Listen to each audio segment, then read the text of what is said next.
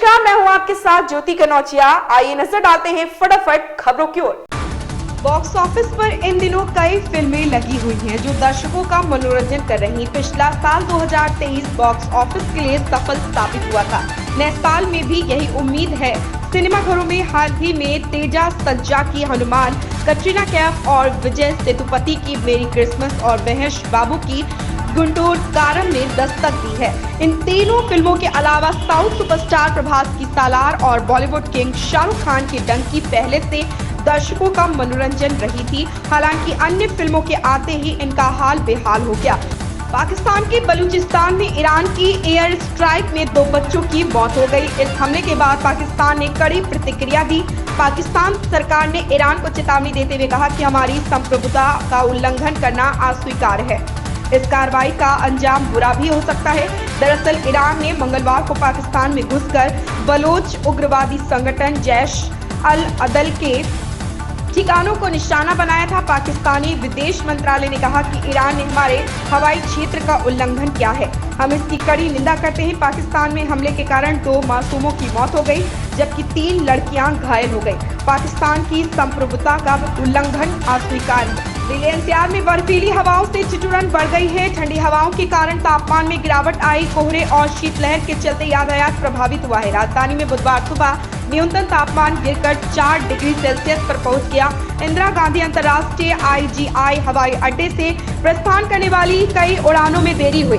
कोहरे के कारण खराब दृश्यता के बीच कई ट्रेनों के विलंबित होने के कारण यात्रियों को नई दिल्ली रेलवे स्टेशन NDRS पर इंतजार करते देखा गया। जून में होने वाले विश्व कप से पहले सारी निगाहें IPL पर हैं, लेकिन लीग का कार्यक्रम अब तक जारी नहीं हुआ। IPL की संचालन परिषद के चेयरमैन अरुण सिंह धूमल ने अमर उजाला से खुलासा किया है कि इस बार लीग का कार्यक्रम एक साथ नहीं बल्कि चरणों में जारी किया जाएगा। ऐसा लीग और आम चुनाव के आपस में टकराने के चलते हो रहा। लीग को 2 माह के अंदर कराना है। इसका आयोजन 21 या 22 मार्च से 25 या 26 मई तक संभव है। धूमल बताते हैं कि IPL और महिला प्रीमियर लीग WPL की तैयारियों पर काम चल रहा है। WPL फरवरी के मध्य से 10 मार्च तक और IPL 21-22 मार्च से शुरू होकर 25-26 मई तक खत्म करने की योजना है। शाहरुख खान ने पिछले साल रिलीज अपनी 3 फिल्मों पठान, जवान और डंकी के साथ यह साबित कर दिया कि आखिरकार उन्हें बॉलीवुड का बादशाह क्यों कहा जाता है। शाहरुख की एक झलक पाने के लिए फैंस बेताब रहते हैं। यही कारण है कि किंग खान का एक वायरल वीडियो भी सोशल मीडिया यूजर्स का खासा ध्यान आकर्षित करता है। हाल ही में अभिनेता को इंडियन ऑफ द ईयर के सम्मान से नवाजा गया।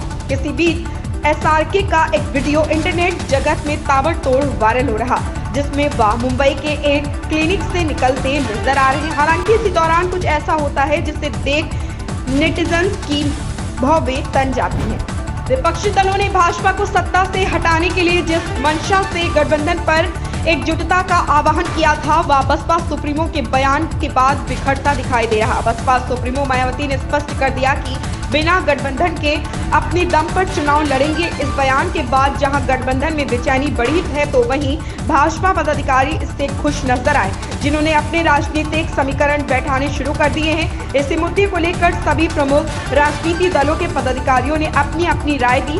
बसपा सांसद हाजी फजलुर रहमान का कहना है कि इस बारे में ज्यादा कुछ नहीं कह सकता, लेकिन पार्टी को गठबंधन के साथ आना चाहिए। उपराज्यपाल मनोज सिन्हा ने उत्तरी कश्मीर के बारामूला में मंगलवार को जनरल बिपिन रावत स्टेडियम का उद्घाटन किया।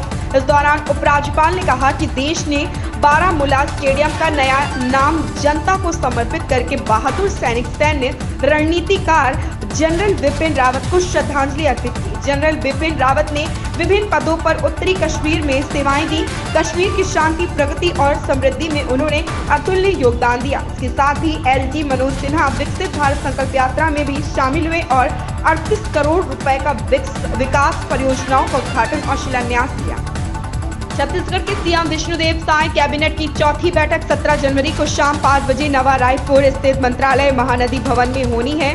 इस बैठक में छत्तीसगढ़ के लिए मोदी की गारंटी यानी बीजेपी के घोषणा पत्र में किए वादे महतारी वंदन योजना पर मोहर लग सकती है। इस अहम योजना के तहत प्रदेश की महिलाओं को हर महीने 1000 रुपए मिलेंगे, यानी साल में 12,000 रुपए। शासकीय स्तर पर इस योजना को लेकर कार्य में तेजी लाने के निर्देश बहुत पहले ही दिए जा चुके हैं। अयोध्या में प्राण प्रतिष्ठा कार्यक्रम को देखते हुए लखनऊ पुलिस ने ट्रैफिक डायवर्जन किया है। इसके तहत भारी वाहनों को अयोध्या जाने के लिए प्रतिबंधित किया गया। लखनऊ से अयोध्या होकर संत कबीरनगर, बस्ती, गोरखपुर, महाराजगंज जाने वाले भारी वाहन परिवर्तित मार्ग से जा सकेंगे। वहीं 20 जनवरी से छोटे वाहनों के लिए भी मार्ग परिवर्तित किया जाएगा। श्रद्धालुओं की भीड़ व भविष्य के अन्य आयोजनों के आधार पर पुलिस आगे की रणनीति बनाएगी। कानपुर में कोहरे की वजह से मंगलवार को 67 ट्रेनें 23 घंटे तक लेट रही। सोमवार को आने वाली ट्रेनें मंगलवार और सुबह की गाड़ियां शाम को पहुंची। रात 8 बजे तक करीब 3,000 यात्रियों ने टिकट निरस्त कराए। ऑनलाइन यूटीएस ऐप से हुए टिकटों का रिफंड नहीं मिल सका। यात्री कम होने से 16 रोडवेज बसों के चक्के भी नहीं घूमे। 40 से अधिक बसें रेंग कर चली और 6 घंटे तक लेट आकर गई। एक रात से सुबह 5 बजे के बीच झक्करकटी और चुन्नीगंज बस अड्डे पर यात्रियों की संख्या कम रही। इसके चलते यात्रियों को काफी परेशानी का सामना करना पड़ा। इन खबरों में बस इतना ही। बने रहें हमारे साथ।